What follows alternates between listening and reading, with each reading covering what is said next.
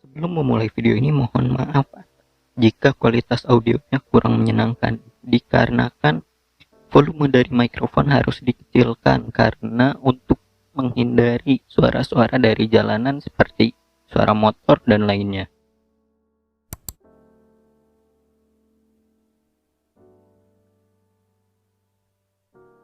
Oh, halo. Hai semuanya, selamat datang di NH Coffee. Perkenalkan, nama saya Noval Hilmi Putra Kurniawan dari kelas 8E. Ya, kelas 8E. Jadi video ini adalah sebuah tugas, namun saya juga ingin berbagi informasi dengan kalian.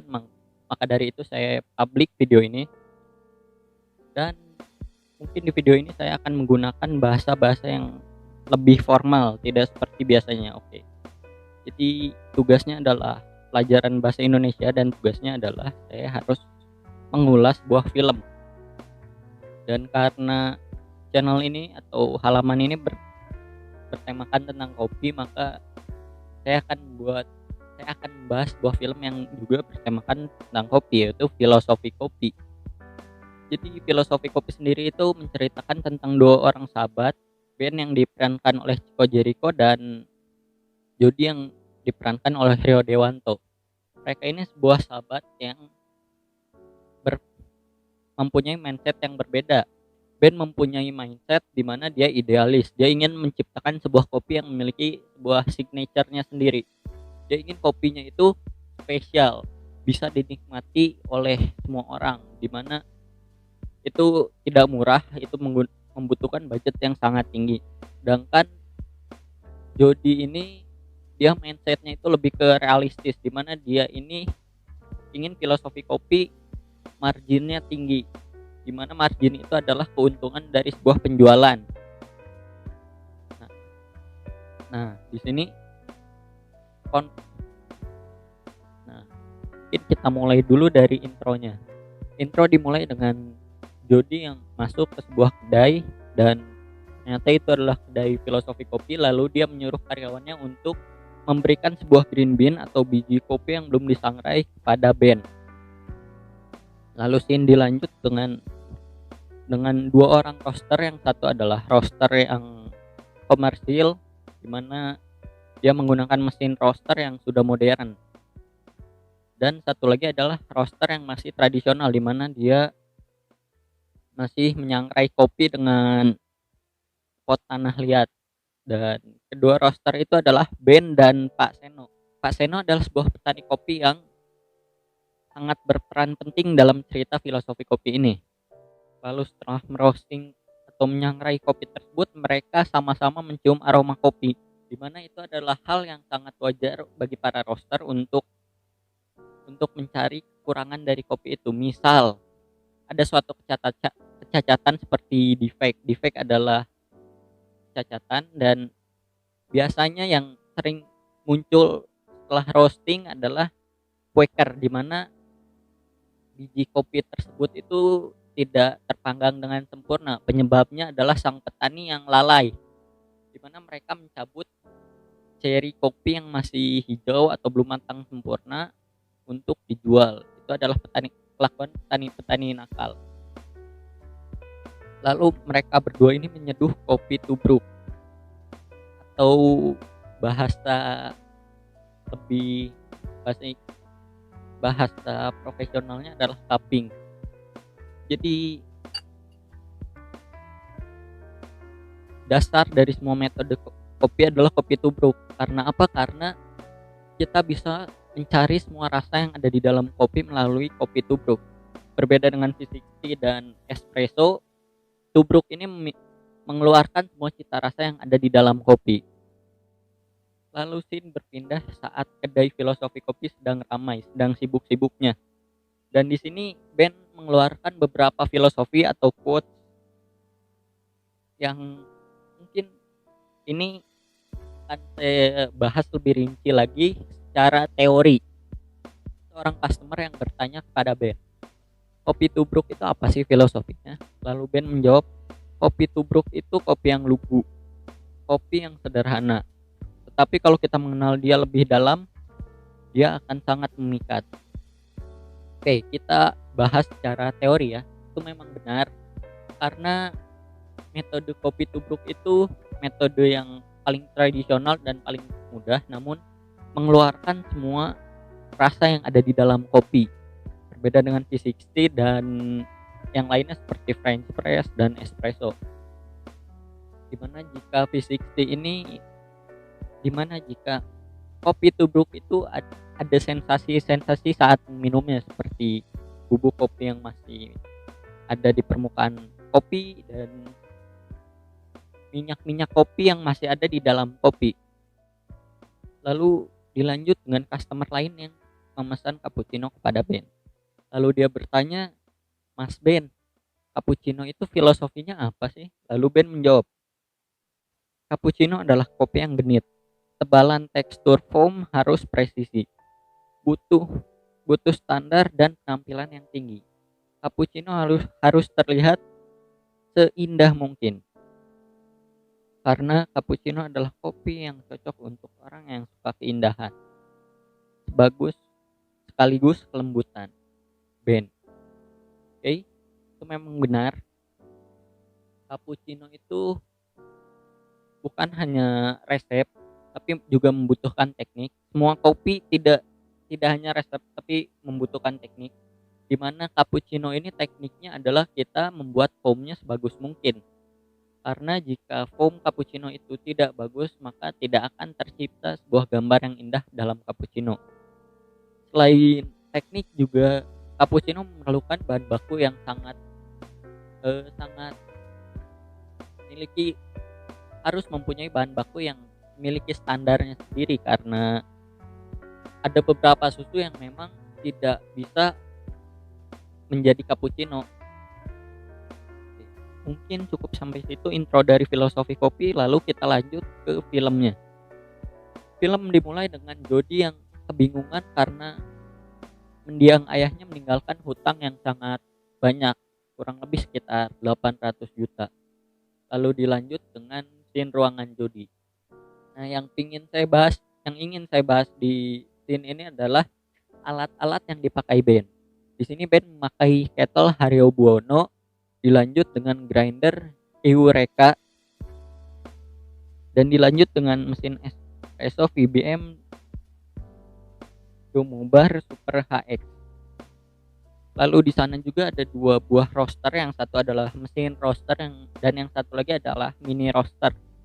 Mungkin Ben pakai untuk membuat sampel, membuat sampel. Nah, mesin roasternya ini saya tidak tahu merek apa, namun mini roasternya ini dia menggunakan merek Hario Roast. Ini adalah sebuah mini roaster terbuat dari kaca dan dipanaskan menggunakan api dari spiritus. Lalu Ben keluar untuk mencari udara segar dan melihat ayah dan anak sedang bermain kembang api.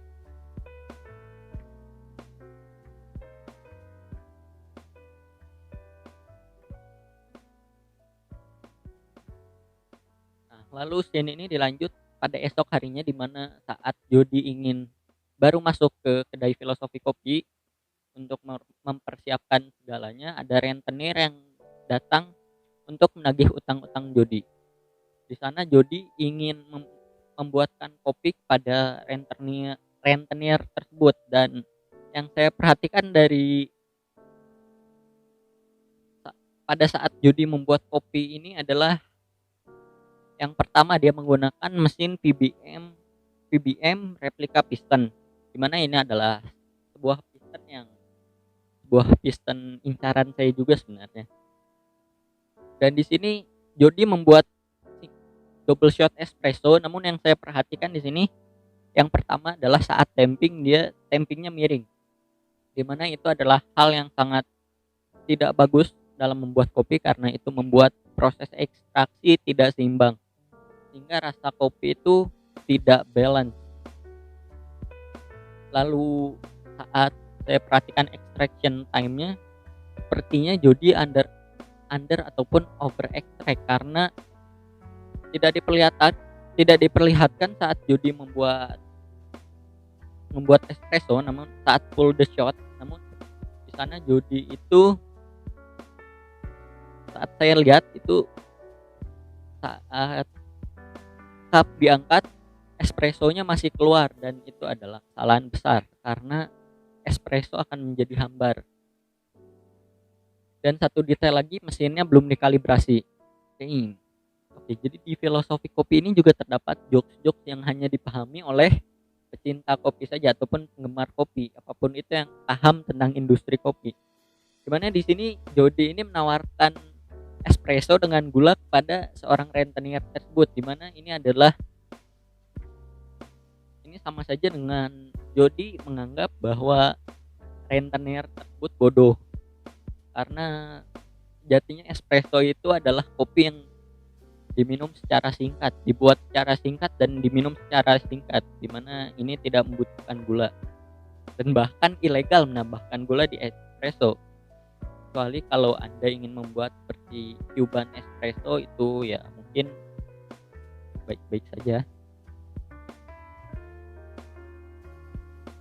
Lalu tidak lama setelah rentenir tersebut menyeruput kopi buatan Jody, kopi tersebut langsung disemburkan ke arah lantai, dan saat saya lihat kopinya itu warnanya itu coklat pucat, dimana menurut saya kopi itu under extract, dimana rasio kopi dan air lebih berat di air sehingga rasa kopi menjadi hambar. Lalu rentenir tersebut dan marah dan keluar. Lalu saat keluar, rentenir tersebut berpapasan dengan band yang baru saja ingin masuk kedai filosofi kopi. Dan saat itu pula rentenir tersebut berkata kepada band, "Gaya kau aja yang banyak, kopi kau gak enak."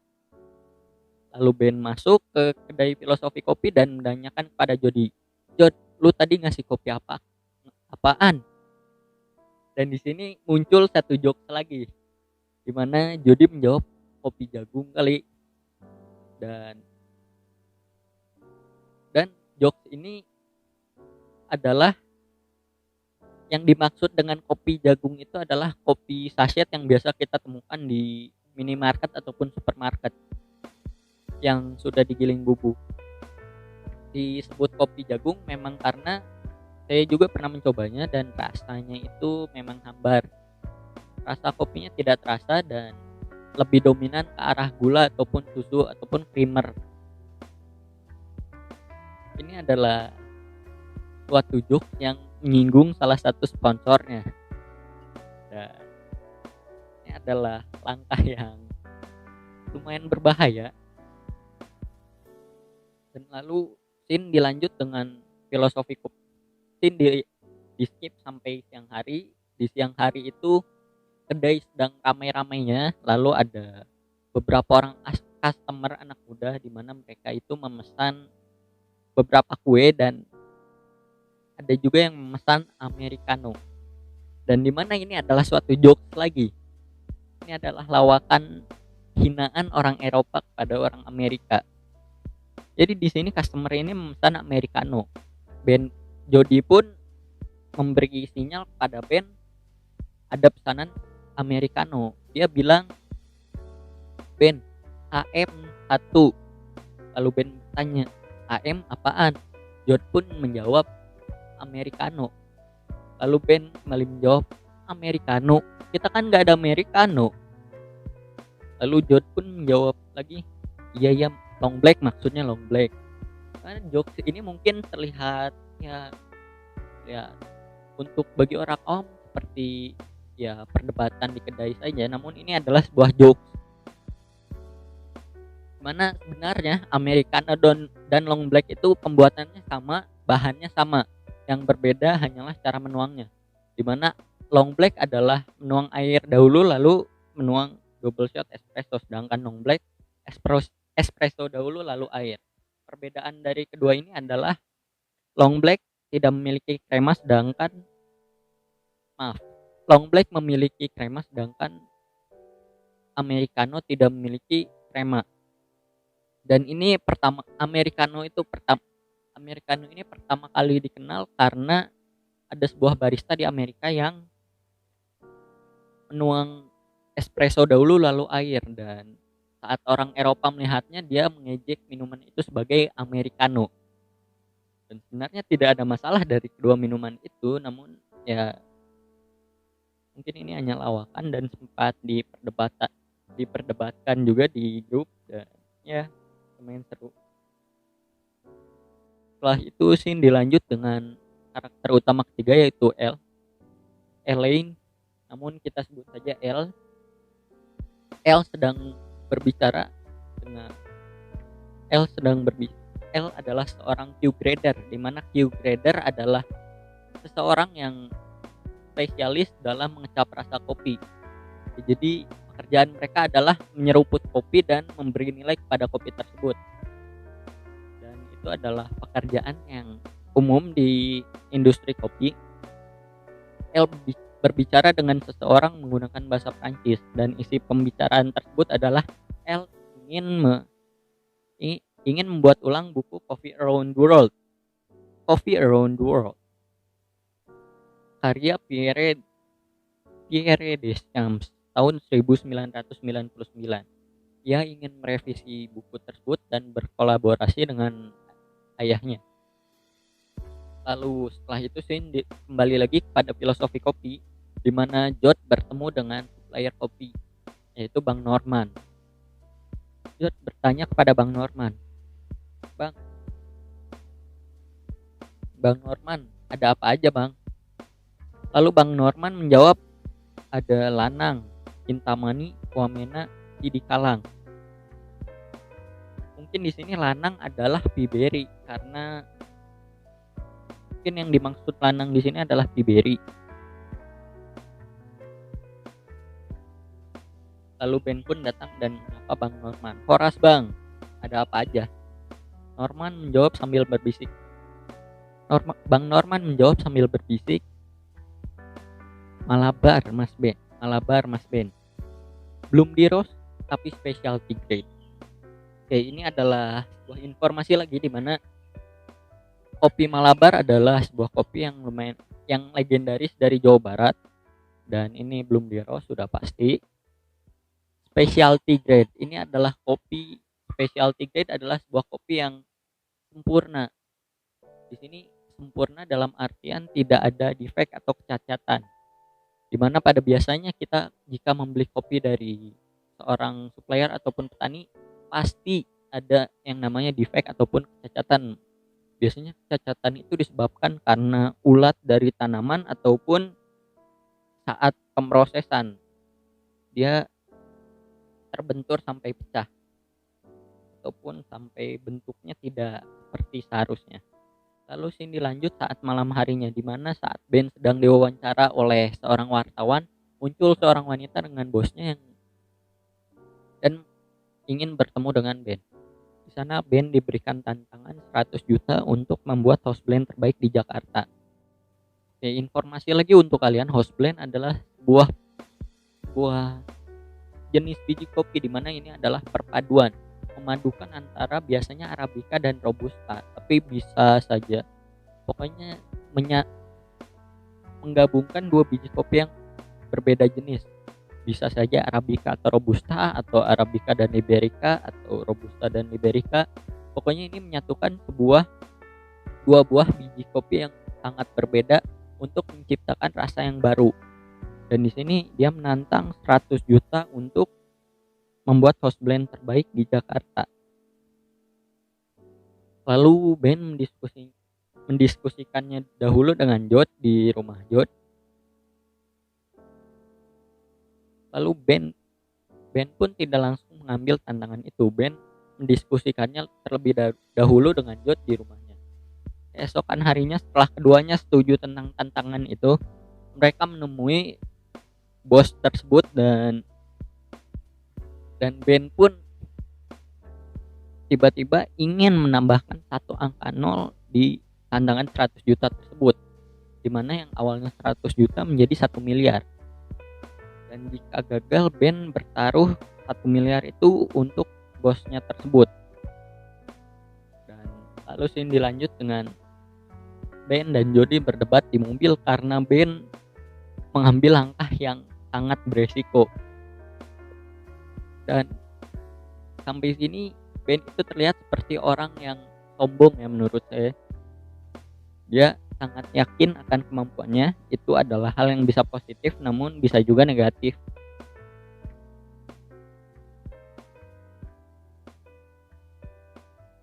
Lalu sesudah perdebatan tersebut, Ben melakukan research yang sangat dalam. Di filmnya dikatakan itu sangat dalam, namun yang saya lihat itu adalah ya seperti biasa, researchnya adalah ya seperti pada umumnya. Dan ada satu scene yang saya menemukan detail kecil saat Ben sedang roasting atau menyangrai kopi, di mana Ben itu membaca buku Coffee Around the World, di mana buku itu yang akan dibuat ulang oleh L. Dan satu detail kecil lagi adalah roster yang dipakai Ben itu tidak terhubung ke Cyclone, di mana itu adalah hal yang fatal ya. Jika roster tidak terhubung ke Cyclone, ya hasil kopinya pasti tidak akan bagus. Hasil sangkainya tidak akan bagus, dan itu adalah detail kecil yang mungkin dan itu adalah detail kecil yang mungkin membuat film ini menjadi kurang realistis. Ada suatu scene di mana saat Ben sedang santai sedang melakukan research di kontrakannya, Jod pun datang menghampiri Ben dan mereka berbicara tentang kopi. Di mana di sini Ben menyampaikan beberapa informasi. Pengetahuan yang pertama adalah fresh roasted bean harus digiling dengan bur, bukan blade atau propeller. Di mana ini adalah pengetahuan yang paling umum karena semua coffee lovers atau pecinta kopi itu pasti menggiling kopinya dengan bur, tidak ada yang menggunakan blade.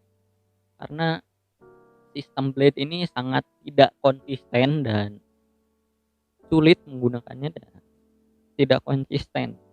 Lalu pengetahuan berikutnya adalah temperatur di 96 derajat Celcius.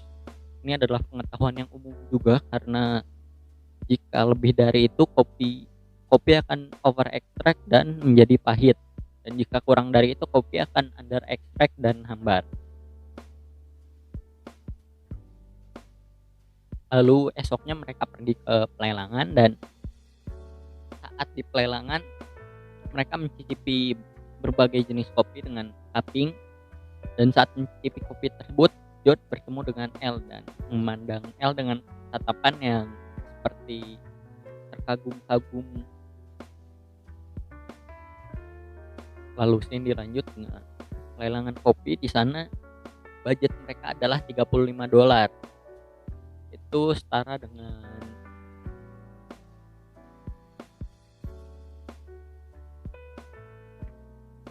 sekitar 500.000. Itu budget yang cukup tinggi untuk kopi.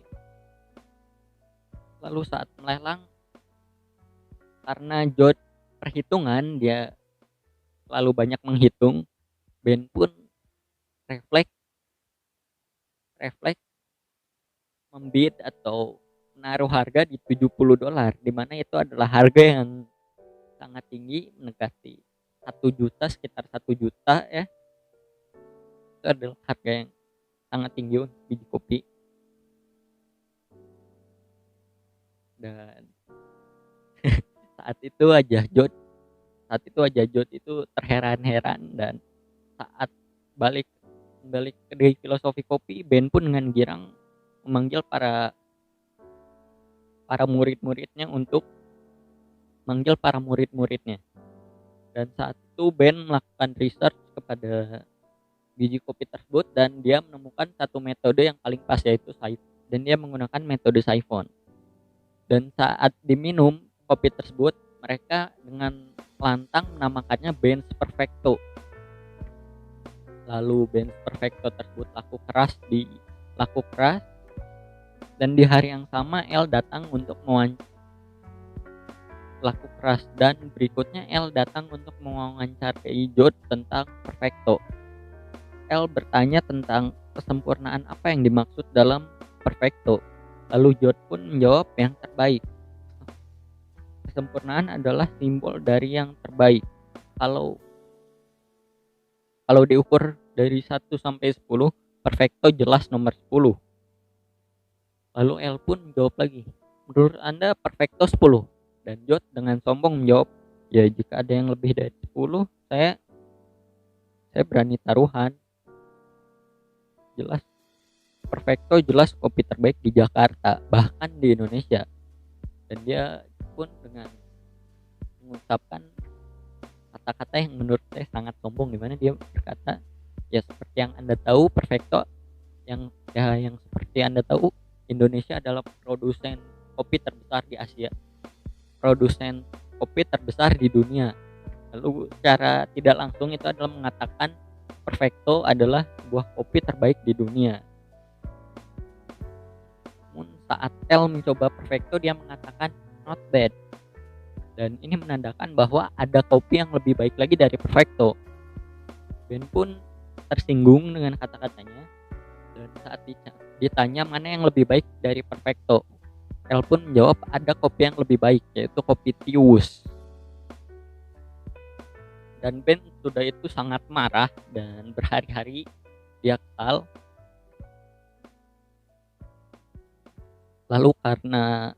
Lalu terjadi perdebatan antara Ben dan Jod, di mana Jod ini minder karena investor yang menentukan hadiah 1 miliarnya itu dia pecinta kopi yang sudah berkeliling dunia untuk minum kopi.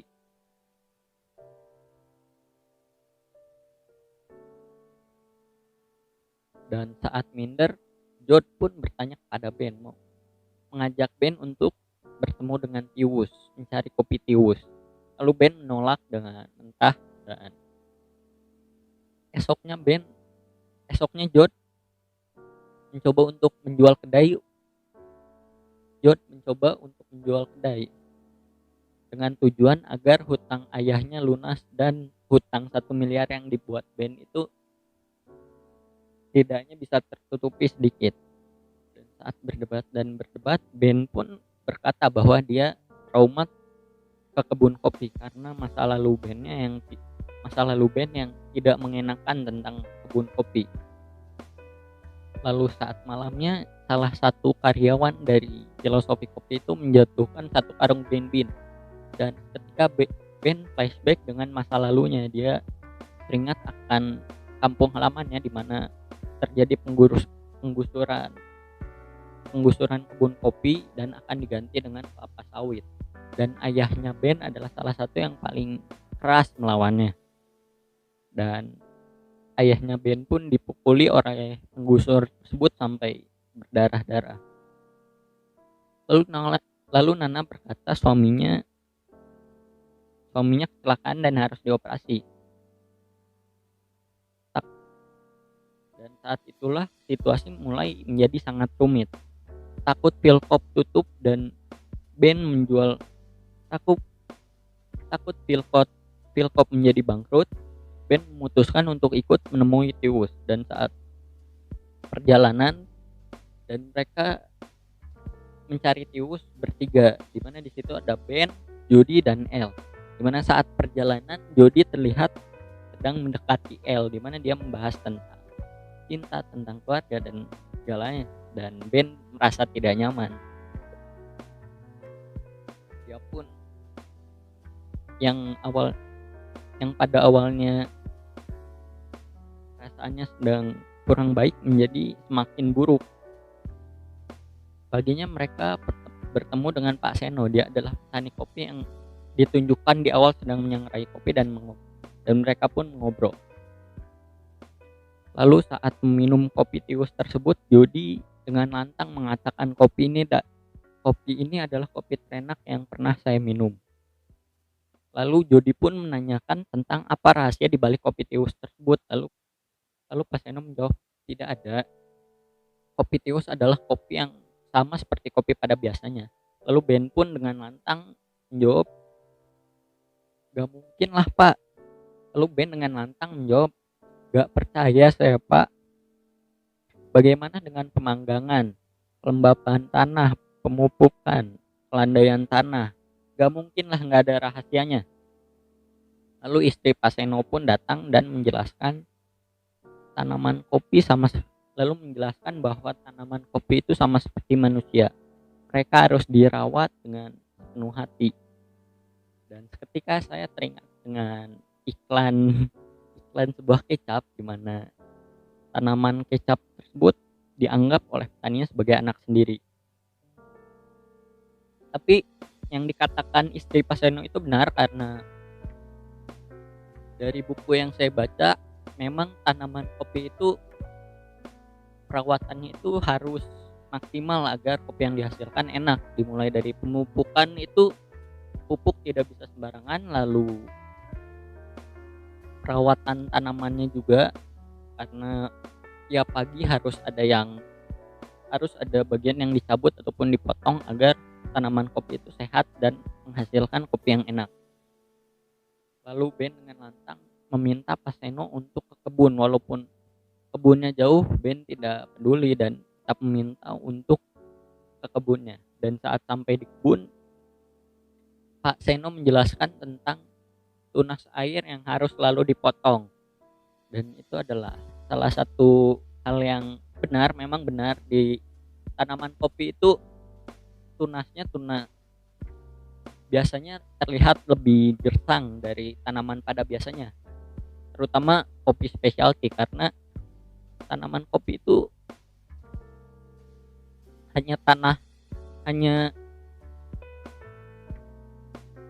karena tanaman kopi itu tunas airnya harus selalu dipotong. Tujuannya agar nutrisinya lebih terpusat pada biji kopinya, pada cherry kopi tersebut. Dan ini memang sudah banyak diaplikasikan kepada tanaman kopi-kopi specialty di seluruh dunia, sudah pasti itu. Lalu Ben pun teringat akan ayahnya menjelaskan hal yang sama seperti Pak Seno, di mana di sana terjadi flashback yang lumayan lama, di mana setelah pulang dari kebun saat malamnya, ibu Ben itu lalu setelah scene di kebun, scene dilanjut dengan di rumah Ben saat Ben masih kecil, di mana ibunya pamit untuk ngaji dan tidak lama ada beberapa warga yang menghampiri rumah Ben dan menanyakan tentang ayah Ben. Dan mereka buru-buru ke lokasi ibu Ben, dan saat sampai ibu Ben sudah tidak bernyawa lagi. Sampainya di rumah setelah kejadian tersebut, Ben pun menyiapkan kopi untuk ayahnya Ben, di mana ayahnya tersebut melempar gelas kopi itu ke lantai sampai pecah dan membakar semua green bean yang ada. Dan dia berkata, "Jangan sentuh barang laknat ini," sambil menunjuk-nunjuk pada biji kopi. Dan saat Ben sedang menggiling kopi secara diam-diam, ayahnya pun datang dan merebut gilingannya tersebut dan berkata, "Sudah Bapak bilang, jangan sentuh barang ini." Lalu Ben pun marah dan memutuskan untuk kabur. Sebelum kabur, dia menyebut ayahnya sebagai pembunuh, lalu dia mengambil gilingan kopinya itu. Dan scene kembali di mana Ben sedang menangis di kebun kopi saat sudah dewasa, di mana saat itu tidak lama mereka kembali ke warung Pak Tiwus.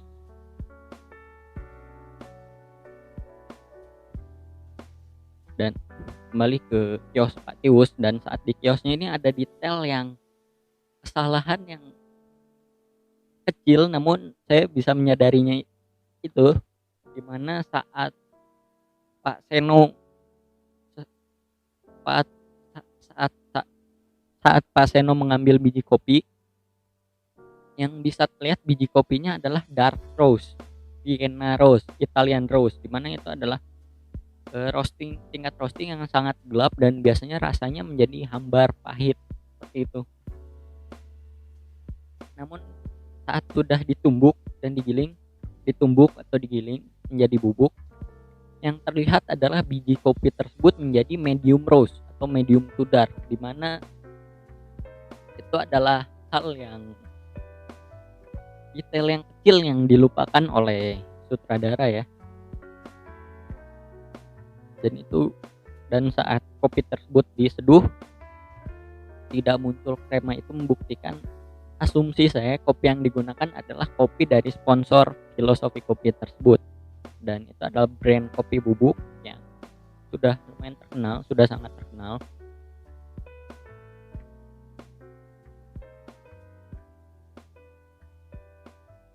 Dan ya itu adalah hal yang terlihat sepele, namun itu membuat filmnya menjadi kurang realistis. Dan saat Ben menyeruput kopi tiwus tersebut, Ben teringat akan dirinya saat pertama kali minum kopi. Dia teringat dia minum kopi dari sendok.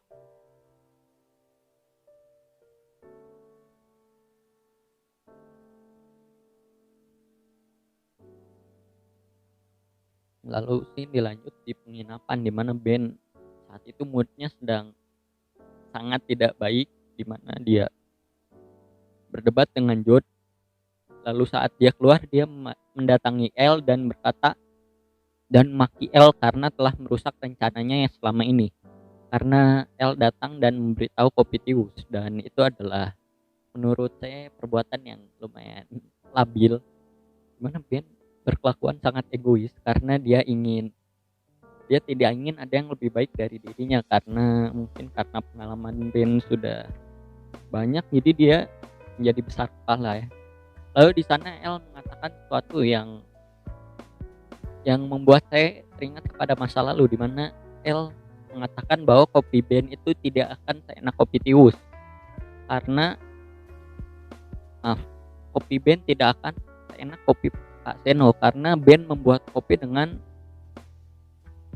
obsesi, sedangkan Pak Seno membuat kopi dengan cinta. Dan itu mengingatkan saya saat pertama kali kenal dengan dunia kopi, di mana saat itu ada barista yang mengatakan bahwa V60 itu adalah kopi cinta karena harus dibuat dengan cinta. Jika mood kalian sedang buruk membuat V60, pasti rasa yang dihasilkan akan pahit ataupun hambar. Sedangkan jika mood kalian sedang bagus membuat V60, itu pasti rasanya akan enak. Dan itu bisa dibuktikan dengan flow rate saat kita menuang, di mana flow rate ini adalah debit air ketika menyentuh permukaan kopi. Dan flow rate berpengaruh dengan agitasi, dan itu sangat berpengaruh dalam proses ekstraksi, di mana jika agitasi terlalu tinggi, kopi akan menjadi over extract, dan biasanya saat over extract kopi menjadi pahit. Sedangkan jika agitasi terlalu rendah, kopi akan menjadi lebih hambar, di mana itu akan menyebabkan under extract, di mana kopi tidak terekstraksi dengan sempurna dan kopi menjadi hambar. Tapi saat agitasi pas, disitulah kopi akan menjadi nikmat, dan itu sangat berpengaruh dalam perasaan. Besoknya mereka mengambil kopi tiwus untuk dibawa ke Jakarta, dan tiwus menjawab, dan Pak Seno mengatakan sebuah quotes, di mana bukan hanya kopi, tapi si peraciknya itu yang menentukan. Di mana ini adalah perkataan yang benar, tapi lebih tepatnya keduanya itu sama-sama penting. Di mana kopi yang bagus disandingin dengan barista yang hebat, itu akan menciptakan kopi yang sempurna. Karena jika salah satu saja kurang, kopi itu tidak akan sempurna. Misal skill kita hebat, kemampuan kita hebat, namun kopi yang kita seduh itu misal kopi yang sudah tidak fresh, seperti kopi bubuk yang sudah 3 bulan umurnya, itu mau bagaimanapun juga tidak akan enak hasilnya, pasti akan hambar. Sedangkan jika skill kita rendah namun kopinya bagus, sama saja, kita tidak bisa memperlakukan kopinya secara maksimal. Jadi keduanya harus seimbang antara kopi dan barista. Dan mereka menyajikan tiwus pada seorang investor tersebut dan menangkan lotre 1 dan memenangkan uang 1 miliarnya. Namun karena Ben sedang labil, dia bilang tidak akan membuat kopi lagi. Itu adalah cangkir terakhirnya. Lalu Ben pulang ke rumahnya di Sumatera. Ben pulang ke rumahnya kepada ayahnya lebih tepatnya, dan dia memeluk ayahnya di tengah kebun kol. Lalu ayahnya menceritakan tentang apa yang terjadi kepada ibunya. Apa yang terjadi kepada ibunya? Ternyata ibunya dibunuh oleh sang pemilik perusahaan, dibunuh oleh orang suruhan pemilik perusahaan kelapa sawit tersebut. Dan jika ayah Ben masih melarang, maka Ben yang akan dibunuh. Lalu tidak lama scene berpindah kepada Jody yang menyusul Ben. Jody meminta Ben untuk pulang ke Jakarta dan Ben pun menolaknya. Namun saat malam hari, ayahnya pun berkata kepada Ben, kalau kamu cinta sama kopi, kejar. Di sini sudah tidak ada kopi lagi. Dan tidak lama saat Ben ke Jakarta, ternyata filosofi kopi yang ada di Melawai itu sudah kosong. Dan saat sedang bengong, Ben didatangi oleh sebuah mobil di mana itu adalah kedai berjalan. Ternyata filosofi kopi menjadi sebuah kedai berjalan, di mana saat itulah film berakhir.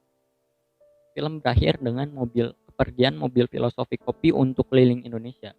Seri lanjutannya ini ada filosofi kopi The Series, itu ada di GoPlay, dan ada filosofi kedua juga. Dan sekarang filosofi kopi sudah ada 3 cabang di Melawai, di Jogja, dan di Makassar. Dan mudah-mudahan next time ada di Bandung ya. Dan mungkin segitu aja tentang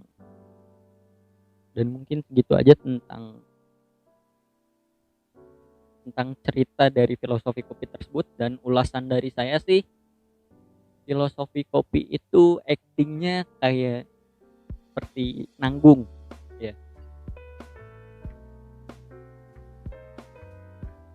Actingnya nanggung, kayak emosinya kurang keluar, lalu sedihnya masih kurang, pokoknya kurang klimaks gitu. Dan di IMDb juga ratingnya 7,1/10 ya, not bad lah. Tapi untuk teori-teorinya itu cukup berguna untuk bagi kalian yang baru mulai di dunia kopi. Kalian itu bisa dapat ilmu juga dari film itu. Tapi ya ada beberapa detail yang tadi saya katakan yang mungkin hal sepele, tapi namun itu berpengaruh besar gitu kalau di dunia nyata. Dan rating dari saya ya, secara realistis filosofi kopi ini 6/10 karena banyak yang kurang realistis ya. Dan untuk alur cerita ya mungkin 7/10 ya. Dan oh ya, kalau jika kalian menyukai konten tentang konten di balik produk konten kreatif itu, kalian bisa cek channel kedua saya, namanya Sakarapna Studio. Itu adalah channel yang lebih berfokus tentang gear produksi dan konten-konten lain yang saya tidak bisa buat di channel ini. Dan mungkin segitu aja, mungkin sampai sini saja video dari Goodbye.